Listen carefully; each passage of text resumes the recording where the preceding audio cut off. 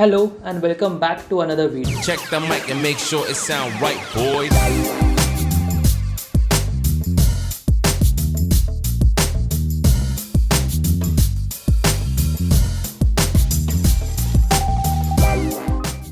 Most of the projects which I have made are based on Arduino Nano, which uses the Atmega 328 microcontroller, while a few projects are based on Node MCU, which uses the ESP8266 microcontroller.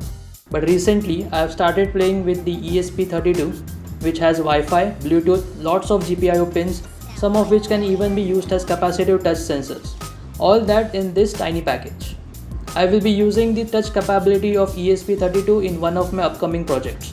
But before incorporating it in the final design, I would like to make a test PCB with different touchpad designs to see which one works the best. So in this video, I will be showing you how you can quickly build a PCB using EasyEDA. Since I have never used any SMT service, thinking that it is a very difficult process, I finally decided to give it a shot. It turns out I was completely wrong. And also, you can now get a $10 coupon on your SMT order. This video is sponsored by JLC PCB. Turn your breadboard prototypes into professional looking PCBs. Upload your files and get your PCBs fabricated for just $2. EasyEDA is a perfect tool for those who are just getting started with PCB designing. There are much fewer things that you should be worried about while you focus on learning. You can use it directly from your web browser, no installation required. And yes, it is free. It has a huge library of components along with its symbols and footprints. You need to just pick the right one and place it in your design. Now let us create a new project folder for the test PCB. Every PCB design starts with a schematic. Using the library, start searching and placing the required components. If you're planning to use JLC PCB's SMT service just like me, search the components under the tab JLC PCB Assembled.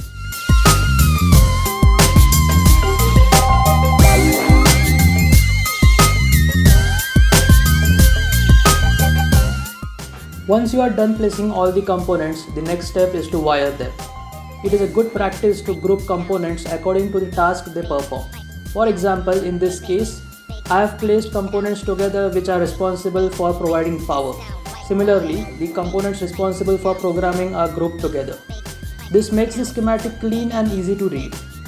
Once you are done making all the connections, it is time to convert the symbols into real-world footprints.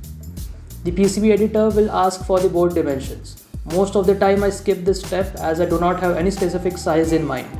I will later draw the board outline once I am happy with the part placement and routing. The thin lines which you can see here are called rat lines, which show the connections between the pads. They help in deciding the position and orientation of the components such that the connections can be easily made. To make the touchpad, draw a solid rectangle on the copper layer. Click on Expose Copper to remove any solder mask above the pad.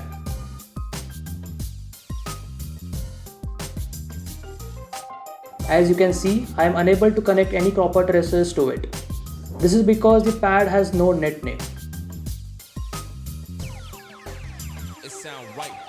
Once you have typed in the net name, a rat line will be visible, and now you should be able to make the connection.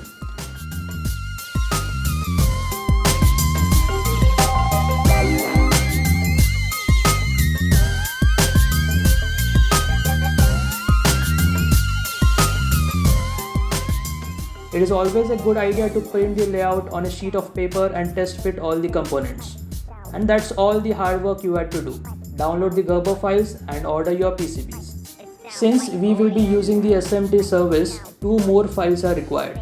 The first is the BOM or Bill of Materials, and the second one is the pick and place file, which contains the XY coordinates of the components.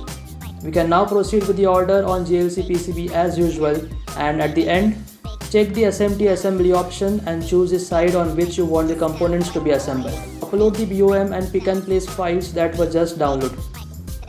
It will now match the components present in the BOM with the components on LCSC. Check every component in the list and make sure that it is the one you are looking for. Next, you need to check the part placement. As you can see, the overall position has been shifted. Not sure if this is a bug or I am doing something wrong. But there's nothing to worry about. As an engineer at GLC PCB will manually adjust the position or orientation of the components.